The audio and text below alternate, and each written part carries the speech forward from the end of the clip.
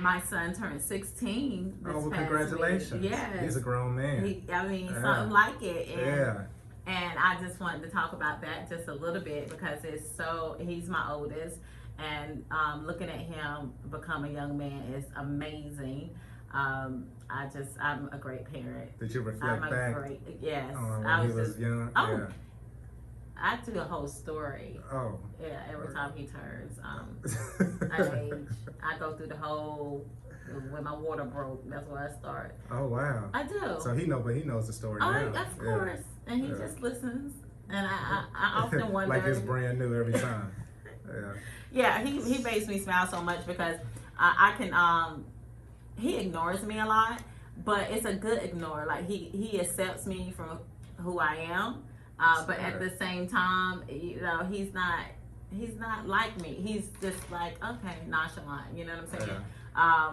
But like we was at dinner and my dad captured a great picture because like I'm literally just like on his arm because he's bigger than me now. So I'm like, as he's eating and stuff, I'm like laying on his arm and just all up under him, and he just allows me to just do this while he's. I'm sure, but in his head, he's like, "Oh my God, please leave me alone."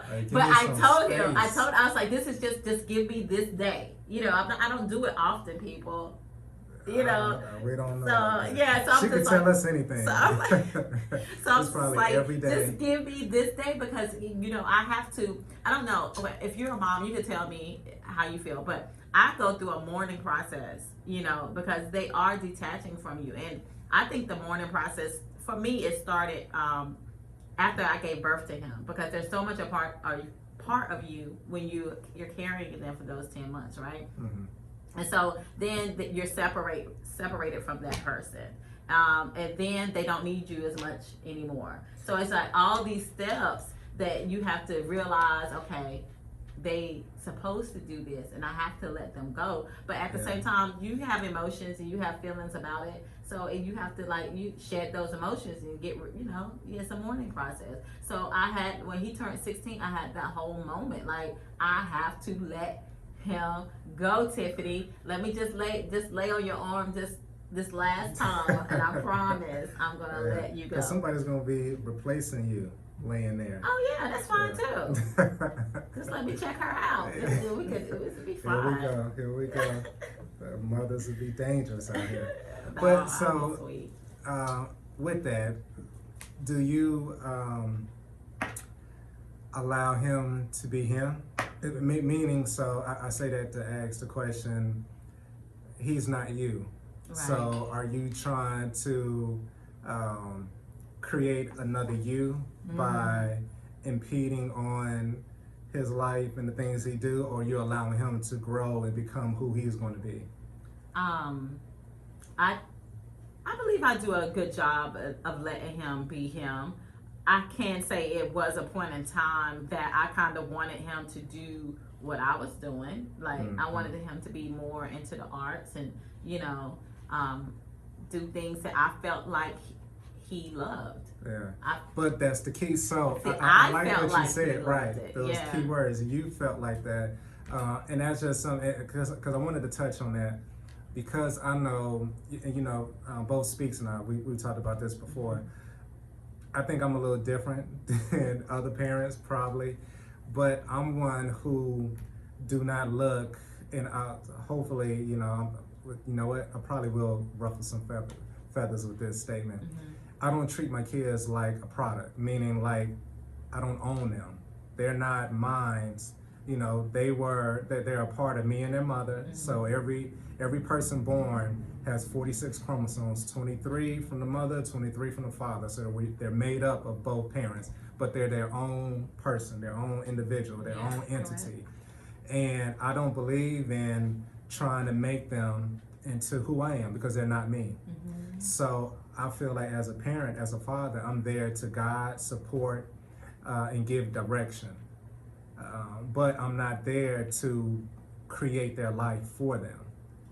They need to step the same way I became who I was going to become by experiencing life and being out here and going through the trials and tribulations of living and making mistakes, learning from mistakes, improving, making adjustments, and making those steps forward, and hopefully not repeating those mistakes.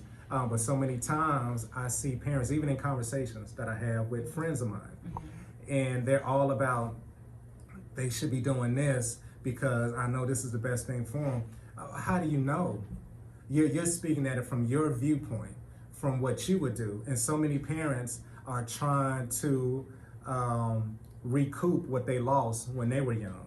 So if they were not the athlete they thought they should have been, if they were not the singer or the writer, or whatever it is that they missed out on, for whatever reason, they try to plug that into their child, and now they're pushing that in their child without even considering what the child might want, and allowing when I say them, allowing that child to discover what's in them. Now, there's nothing wrong with if you see a little flickering of a light of talent in them, and you guide them to do more, to build on that. But that's what I was doing. Yeah.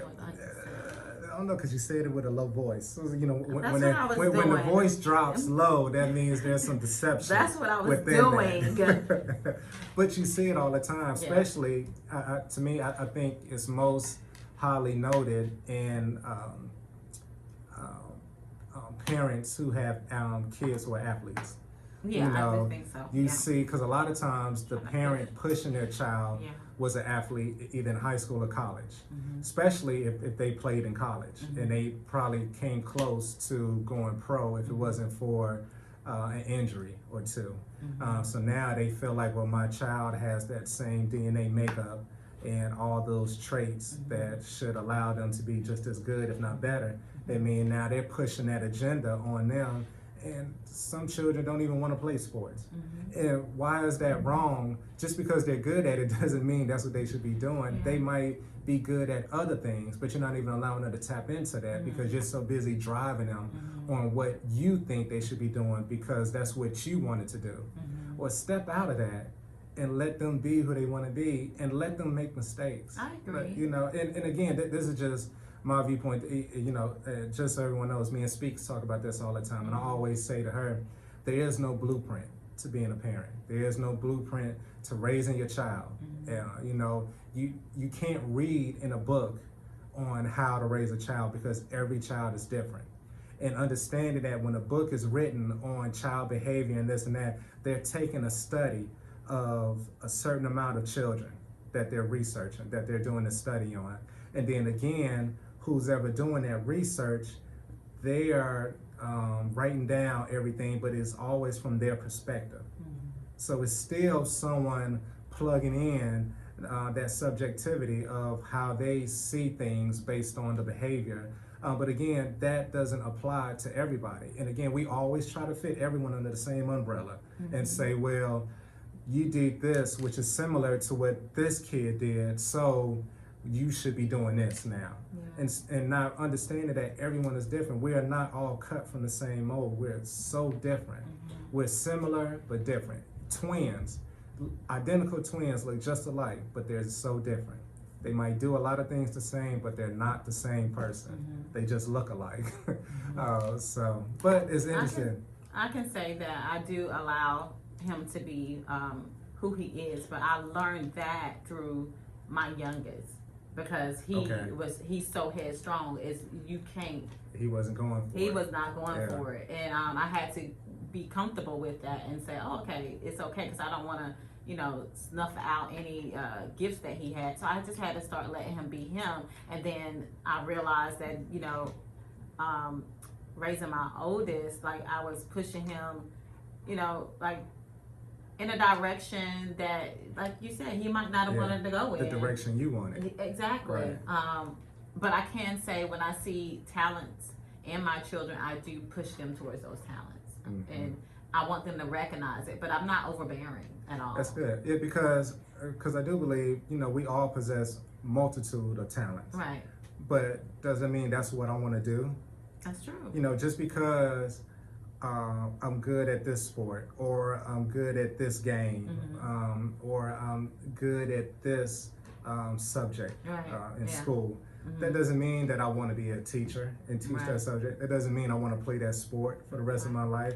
That doesn't mean, so it's like allow, and you never know, they might, you know, start into it, enjoy it, and then go away from it, and then come back to it because they have a yearning, a desire for it. But you can also, I feel like at times, children could be pushed away from what they really should be doing because they start to rebel.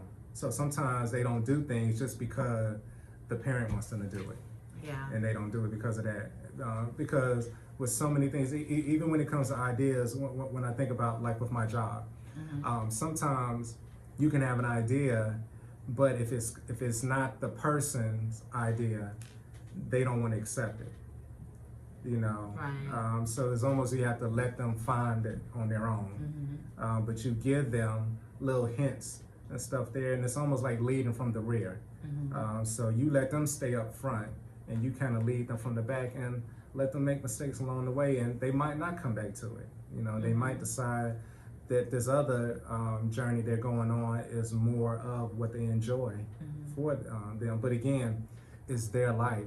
So really all I'm saying is their life. Their life is theirs. Yeah. Your life is yours. The same way, you know, we all went through it before we had children. The same issues we had with our parents. And them like we couldn't wait to move out and be on our own and make our own decisions and wake up when we wanted to wake up, leave the dishes in the sink when we wanted to, you know, drink, smoke, whatever it is, whenever we felt like doing something, we just wanted to be able to do it during that time. And it's the same thing, you know, allow them to kind of develop on their own. But I'm not saying, you know, remove yourself completely. I'm not saying remove yourself at all. I'm saying my approach to it is more that guide and direct and support type. So me and my kids, just to give everyone a little bit of insight on the way I kind of do things, we have a lot of conversations. We speak to a lot of things. I'm one who likes to lay everything out on the table when we're having a conversation. I don't just critique and criticize them for a mistake they made. The first thing I need is for them to... Did you learn to be that way, or this is just how you approached it? To be completely honest, a lot of it is going against some of the things that I encountered growing up. Okay. So I knew with some of the ways that sometimes I might be just vilified for making a mistake instead of having a discussion and talking things out. I didn't want to do that with mine. And then too, for everyone, with some of my background in the corporate world, my training and stuff, it did give me some of that insight as well. So it's a combination of things that kind of led me to taking that approach. So with that, using all of those tools that I have, I first make sure they can acknowledge and identify the mistake, have an understanding of it, and then saying, okay, now how can we improve on that? Because once the mistake happens, it becomes the past. Right. So why are we wasting time continuing to speak about something that's already happened? I'm now saying, okay, how do we move forward? How do we make sure that you don't do that again? Right. Yeah. You know, and have an understanding, but there has to be a respect there. So I'm one who doesn't believe in titles. You know, my kids do call me dad, but when I say I don't believe in titles, meaning just because I'm your father doesn't mean I get to be your ruler. You know, you are a human being. You know, you have feelings. You get sad, you get happy, you get angry, you know, you get depressed, you get down, all of these things, just like I do, just like every other person walking around this earth. You know, so I'm not going to treat you as if you don't have a say in your own life. Like, to me, that's just silly. But I understand that, you know, I'm not expecting a 5-year-old to know what they're going to do. So, so let me clarify that. These are discussions that I had once my kids got into those teenage years and they experienced life more and they had a better understanding and comprehension of things. You know, you're not going to have certain conversations with a 3-year-old. Right. You know, they just barely, you know, learning how to put whole phrases and sentences together. But that's just my approach, to it. Like I said, there's no right or wrong to it, but I found that it does, at least, with mine. And again, it's one of those things, because I've been doing it with them for so long. They take the approach of now, they look at their own lives, and a lot of times they come to me with saying, I did this, and I know this happened because of this. Like they're already looking at it, the full picture, right. and having an understanding, and breaking it down and saying, oh, this is why. Or they'll say, you know what, Dad, we had this conversation about it. Because I tell my kids, I can tell you everything under the sun. It doesn't mean you're going to use it. But I'm hoping that when you step out that door and you're on your own and you walk out into that world that's callous and unforgiving, that when you find yourself in certain circumstances or a situation that's not always friendly or not as healthy or positive, that maybe some of the conversations we've had pop up in your head and you be like, oh, this is similar to what my dad talked to me about. And you can make the right adjustment, whether that's to completely remove yourself or that's to find a way to navigate through that situation to take it from negative to positive. But it's definitely is, just a way to approach it. And I was only thinking about it, I feel like I went all the way around the world talking about it. But when I was listening, to you talking about like with your son, because I think we all go through that with our kids, as they start to break away. Yeah. But it's like they should be breaking away. Yeah. I tell my kids all the time, I want them I would love to make every decision for them. Yeah. But that's not healthy for them or me. Right. Yeah. No, I want them to break away, but I can't act like I don't have an emotion towards it. Of course. Yeah. But I will say something I was always told, that they come back around. And definitely mine went through that age around 12, and I'm not sure that's the same for everyone else, but around 11 or 12, they started to break away, because now they have, a large group of friends. They're able to do so many more activities out on their own. But then 17, 18, they came back around. And now, and the conversations are even more amazing, that we dive into. Especially once, like my daughter being 21, we have some really good conversations. I'm looking forward to all of that. Yeah. But I let go. It's fine. I'm good. Shake it off, brush that off that shoulder, keep moving. Well, have you thought about having another one? No, I haven't. Because then you can relive that. No. You can go through it all again. I'm done. You sure? I'm good. Do you get like the smell of a new baby? Does that pull something in? I do like smelling new babies, but it doesn't make me want to have a child. Okay, so you like just you like to be able to give them back. I gotta give them back. I don't want to. Okay. It depends on my circumstances, if I would actually have another child. I'm not gonna lie. If it was some good conditions that I was in, and I'm in a place where, I accomplished a lot of my goals. Right. I could get a nanny and a cook. You got standards and requirements and stipulations. That's the only way. I'm just gonna keep it real. It's so. Daddy cook and a personal trainer, because right after, during I need to still be, getting my training on, But I could see, if those circumstances was in place, maybe it's definitely different. Maybe. Yeah, but it's different. It's different. For a man and a woman, meaning that it's easy for me as a man to be like, let's do it. Yeah, let's have another baby. So if I'm dating a woman and she's like, all right, or we're having a conversation, right? Yeah, and I'm like, okay, let's do it. But I'm not the one bearing the child. I'm not carrying it all that time, going through the morning sickness, the smell of food that used to entice you, now it makes you vomit. So I'm not having to go through any of that. So it's such an easy decision for the man to make. And our body is not affected. I still get to go to the gym like I want. I still get to run, play ball, do this, do that. So I can sleep well. I don't have to you worry keep about. going on I know. I was and just on thinking. I was thinking about when mine. Think about something else. You know. Yeah, it's a lot. It's a lot to Yeah. think about when you're birthing a child, because for a woman, being the portal between the spiritual world and the physical, Okay. for the humans, it's a big task. So yeah. But you create life. Well, So- we don't. I mean, we're just the incubator. I mean, they're just forming us. We But don't that's why in a lot of the old Create tablets,